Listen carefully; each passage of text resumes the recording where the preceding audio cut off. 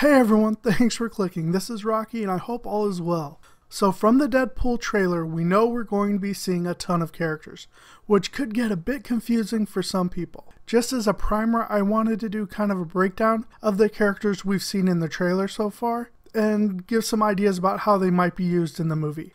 Okay, so number one, let's start off with Wade Wilson, aka Deadpool. Alright, so Wade's history has been up for debate and lacks a lot of information prior to becoming Deadpool in the comics.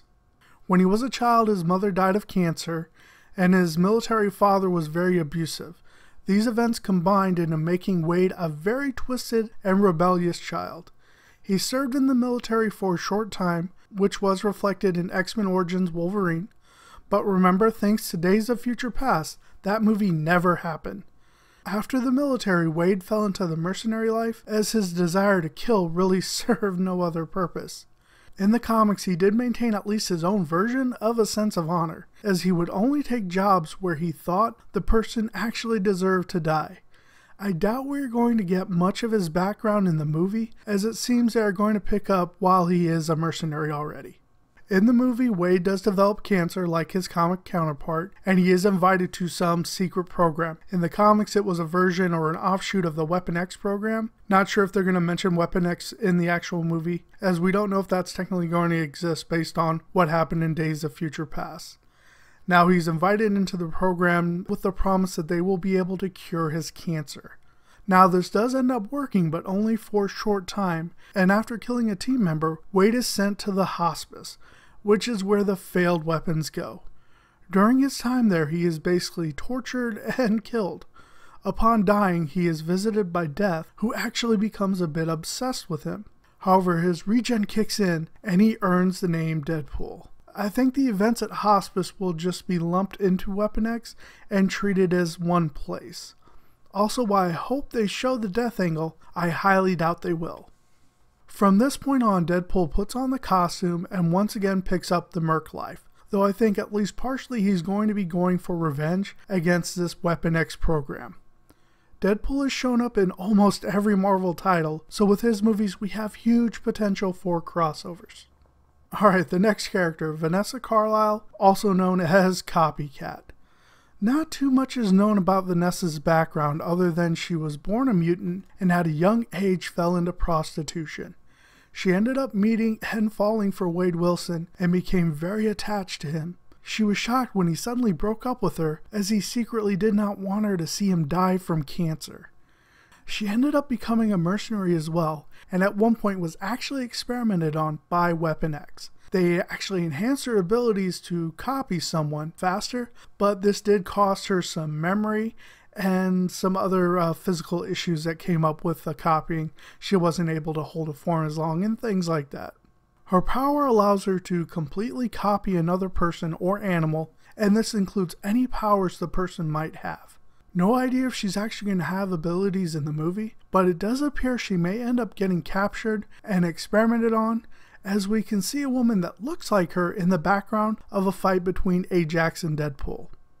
Now in the comics, Vanessa ended up taking on forms that would allow her to hover around Wade as she still loved him, kind of obsessed about him. She would take the form of like waitresses and just random characters just to always be around Wade Wilson.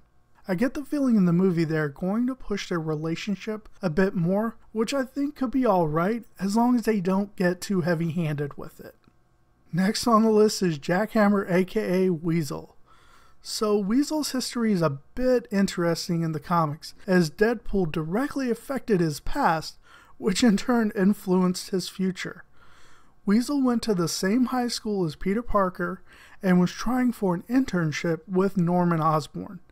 Deadpool had traveled back in time, and needing the young Weasel's help, actually ended up impersonating Parker and fed lies to Osborn about Weasel, basically stating he was a drug addict and some other things. All this resulted in Weasel taking up a life of crime. He's essentially a weapons and information broker for mercenaries, and in particular Deadpool. I'm almost getting a feeling that in the movie, Wade and Weasel will already have an established friendship and business relationship before Wade becomes Deadpool. I also get the feeling he is probably going to be the most annoying character in the movie.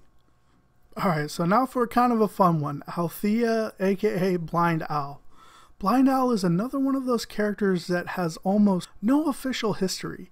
At one point, Deadpool takes a job to kill her, but he makes another call. He basically kills everyone else around her, but allows her to live, though later on basically kidnaps her and keeps her as a prisoner.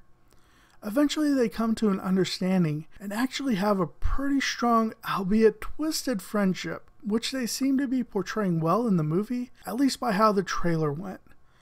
There were a lot of plans for Owl's history, like she was intended to be the first Black Widow, but that was actually scrapped in the comics. They did keep that she was part of British intelligence and actually dated Captain America at one time. I'm thinking Owl is going to be Deadpool's kind of anchor in the movie, and I for one cannot wait for all their sarcastic conversations. Okay, let's talk a little bit about the bad guys in the movie. First off, we have Francis, also known as Ajax. Now this guy is a piece of work to say the least. Originally he was basically the douche security guy of Hospice working under Dr. Kilbrew. He hated Wade from the start and constantly looked for ways to torture him, as he was not actually allowed to kill him. Eventually he was part of a setup that tricked Wade into basically mercy killing another test subject, and Kilbrew finally gave permission to kill Wade. This actually was the event that started Death's obsession with Wade, as well as triggered his healing factor. After taking the name Deadpool, Wade ended up hunting Francis down and killing him, but as he was also a member of Weapon X, Francis came back as Ajax. He had enhanced pain tolerance, strength, speed, and reflexes due to physical and cybernetic upgrades, and proceeded to have multiple fights with Deadpool. Now in the movie, it almost looks like they are combining Francis with Dr. Kilbrew, as he appears to be heading the experiments. They did a great job of showing the animosity between Francis and Wade, which will be a big part of the movie, I think. I'm not sure how they're going to handle his powers, and get the feeling they're going to kind of ignore and not use the cybernetic explanation, but we'll have to wait and see on that. Ed Skrein is a pretty charismatic actor and can really sell fight scenes. So like I said in my trailer review, I'm expecting some really over-the-top action between Ajax and Deadpool. Alright, bad guy number 2, Christine, also known as Angel Dust. Angel Dust was a relatively minor character in the comics from what I remember. She ran away after she realized she was a mutant and ended up living with the Morlocks. Her power centered around being able to create massive amounts of adrenaline in her blood, which gave her a degree of superhuman strength. In the movie, she is almost set up to be like Ajax in the comics, meaning she will be the enforcer of the lab. So she might actually be the one to initially kill Wade Wilson if they go that route. For some reason, I'm thinking they're going to tie her character into Vanessa's, but that's just kind of a guess at this point. Gina Carano is a legit fighter, and I foresee her fight scenes to be really brutal. She gives off a very smug look in the preview, and I'm thinking she's going to be one of my favorite characters, though it's possible she may be a short-lived one. Okay, let's move on to the couple guest stars that we saw that may or may not have a big part of the story. So number 1, we have Pyotr Rasputin, aka Colossus. Okay, so this one was definitely a surprise for me. Colossus is a longtime member of the X-Men, but also spent time with other groups within the Marvel Universe. For those that do not know, he has the ability to change into an organic steel body, which gives him super strength and invulnerability. This is a different actor than we previously saw in X-Men 2 and X-Men 3, as that actor actually ended up turning down the role for whatever reason. I'm not sure what exactly his purpose will be in the movie, well, other than he seems to be really upset with Deadpool. So it's possible that Deadpool may have killed an X-Men, or they find out he took a contract out to kill someone. Other than that, I'm not sure how he's going to fit into the movie, as it seems he's mostly meant to tie Deadpool into the larger X-Men universe. Still, I'm holding out hope for a modified fastball special. Alright, next on the list we have Ellie Fimster, aka Negasonic Teenage Warhead. This character appearing in the movie is more of a surprise than Colossus. She was definitely not a mainstream character in the comics. Ellie was a mutant on Genosha who was training under Emma Frost. She seemed to have some level of telepathy, though her main powers seemed to be precognition. She foresaw a large attack on Genosha that actually resulted in her death. She was later brought back only to die again. In the movie, it seems she is partnered with Colossus, so perhaps she had a vision of Deadpool killing someone, and the X-Men are launching a preemptive strike against him. We see a bit more of her than Colossus in the trailer, so she may end up actually helping Deadpool by the end. There is honestly no other comic book movie more suited for Easter eggs than Deadpool, due to the meta nature of the character. In fact, there's a scene with Deadpool and Blind Owl talking, and in the background you can actually see Deadpool action figures.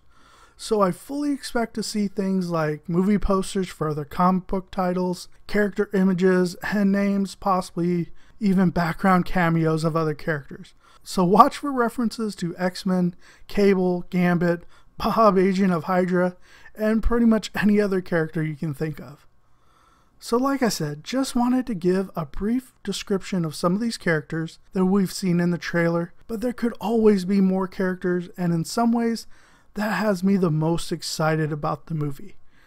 Just all the references and Easter eggs we could get.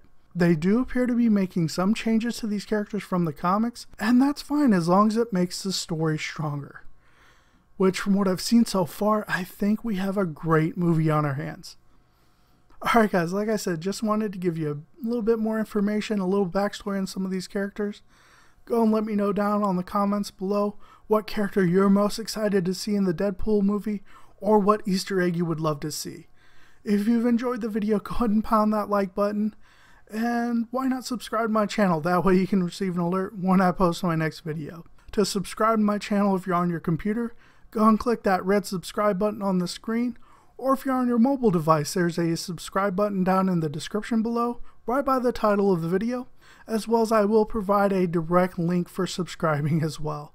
If you have gone ahead and subscribed already, thank you so very much. I really do appreciate it, and I hope you've been enjoying the videos. Alright guys, all that being said, I hope you have a great rest of your day now. Bye!